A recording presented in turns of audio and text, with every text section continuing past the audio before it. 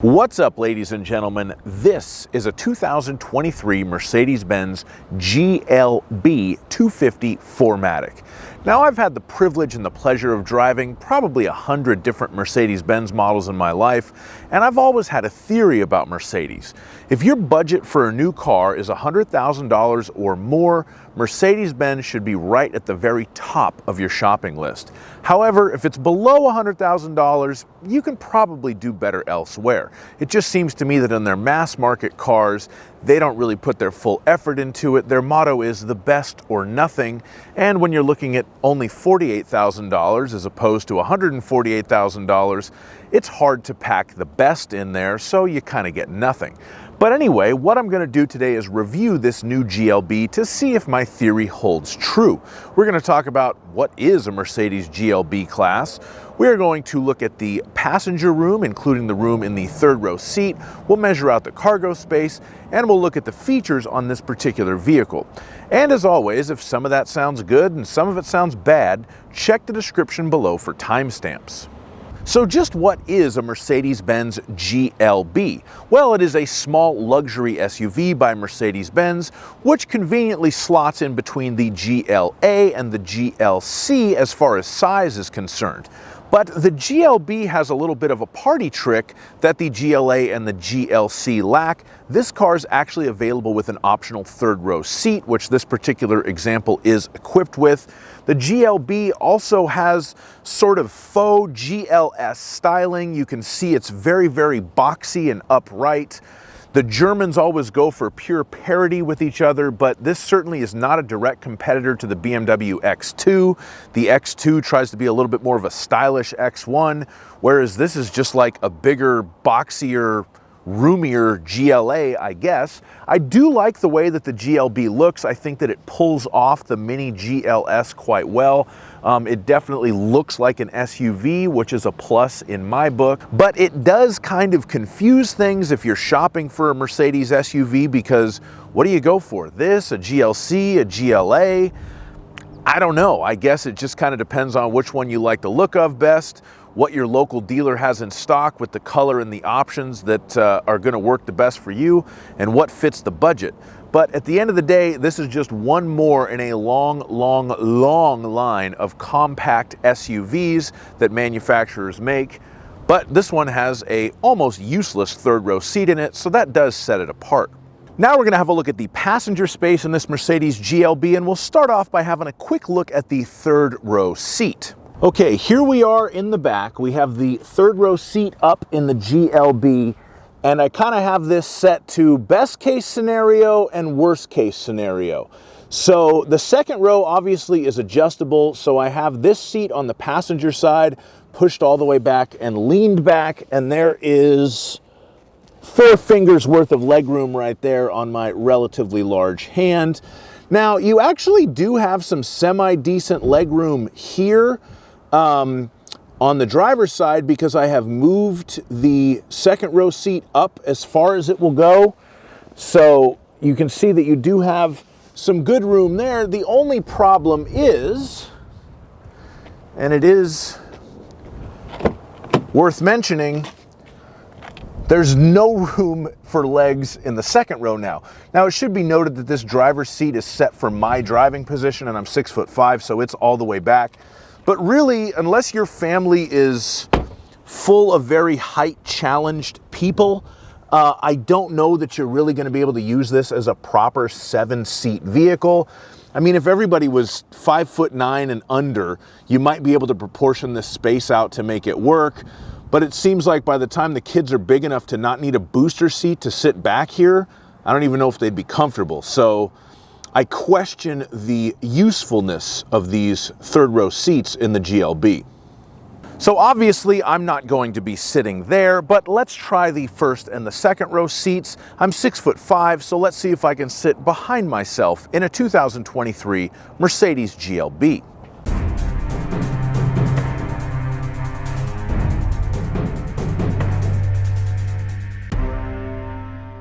All right, so for the first and the second row, this is a pretty roomy vehicle. I just kind of hopped in here. My knees aren't touching the dash. I'm sitting up straight, but I do have enough headroom. And If I get in the back, I actually could have adjusted that seat a little bit further back. I've got a couple inches of knee room there. I have enough headroom. I can even recline this back seat a little bit if I want. It should be noted this vehicle does not have the panoramic moonroof. I don't know how much that would encroach upon my headroom, but it is comfortable for me in the second row. We do have some air vents for the second row passengers, and then we have some USB charging ports, and that is the optional 115 volt power adapter right there. So that's the back seat in the Mercedes GLB. Now we're going to measure out the cargo room in this Mercedes GLB, and for that we will use our handy dandy laser tape measure. The length of the rear cargo area from the back of the cargo area to the bottom of the third row seat when the third row is in place, 10 inches, laughable, not really very useful space there. The length of the rear cargo area from the rear of the cargo area to the bottom of the second row seat with the second row in place, 2 feet and 10 inches. The width of the rear cargo area at its absolute widest point in between these two cubby holes in the rear cargo area, 4 feet and 2 inches. The width of the rear cargo area at its narrowest point when you have the third row seat folded down, 3 feet and 5 inches. I will note that there are 2 USB charging ports for your third row seat passengers. That is a nice, thoughtful touch. I just noticed it now that I'm measuring out the cargo because there's no way in hell that I would sit in the third row seat on one of these cars. The height of the rear cargo area in the Mercedes GLB, 2 feet and 8 inches. And the length of the cargo area in the GLB from the rear of the cargo area with the third and second row seats folded flat is approximately 5 feet and 9 inches. I say approximately because that's the measurement to the back of that front seat right there. So it is kind of possible to change that by a few inches if you moved it forward or back. I kind of have it set to a middling position now, so we will call that approximately 5 feet and 9 inches. And if you need to lift something into the back of your Mercedes GLB, you will need to lift it 2 feet and 5 inches off of the ground. And just for fun, we'll have a look in here. There is a tonneau cover stowed underneath there. You have room for that. This vehicle has sort of extended mobility tires on it, so there's no spare, there's no tools, there's no jack, there's no fix-a-flat kit. That's the Mercedes first aid kit. That's some owner's literature and the extra USB cable. And that's what you get in the cargo area of a 2023 Mercedes GLB. Now we're going to talk about the features on this Mercedes GLB 250, and I happen to have the factory build sheet for this car right here. The total MSRP on this vehicle, including delivery and destination charge, was $47,885. The notable options, this car does have the premium package, which gives you the larger screens in the front for the instrument cluster and the center display. You have the hands-free access, so you can just leave the key in your pocket or your bag and walk up and open the door. That also gives you the keyless go package. It has the mirror package and the 115 volt AC style power outlet. Some of the other notable options on this particular car, we do have the HomeLink garage door opener. That was $280. Sirius XM radio with a free trial period was $150. The third row seats were $850. Heated front seats were a nickel.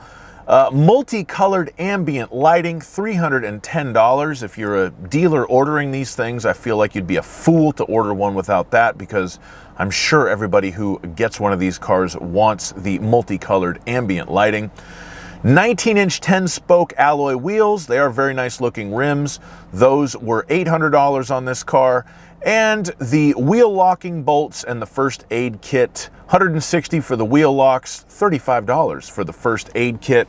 A couple of the notable standard features on this particular car: it does have Apple CarPlay and Android Auto, but it's not wireless. You have to plug it in, and where you plug it in is a USB-C port, and that is just about enough to piss off the good humor man, as my old man would say.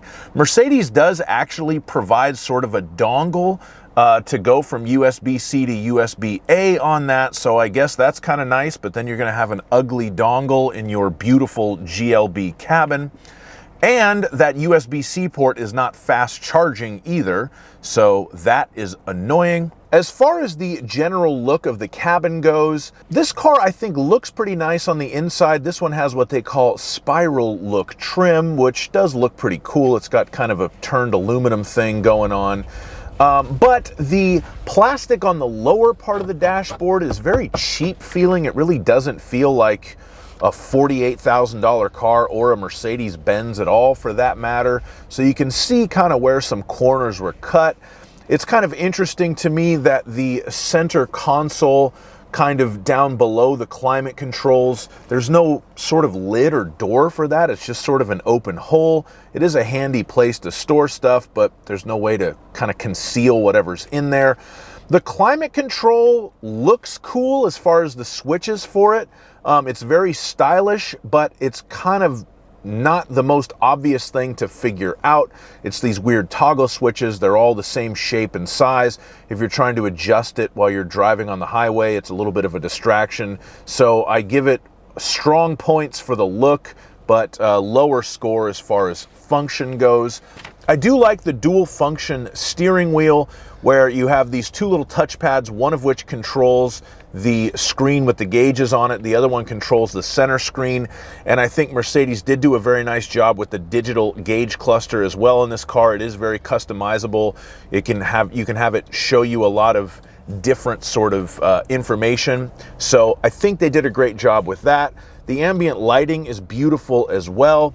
One somewhat annoying thing though about this car is there's a button that says Navi Map, but it doesn't do anything on this car because this car is not equipped with the factory navigation system.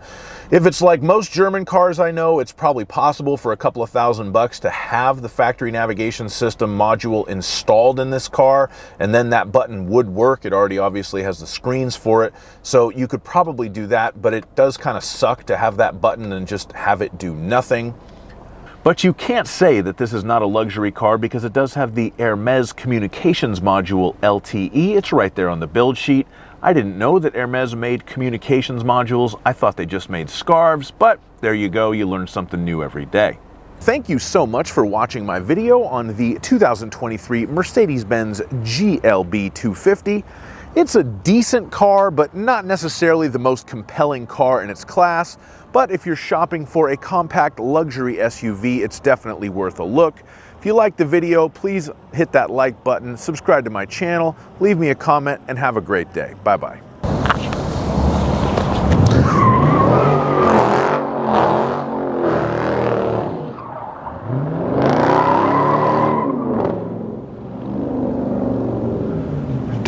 Dodge Challenger drivers are the classiest people on earth.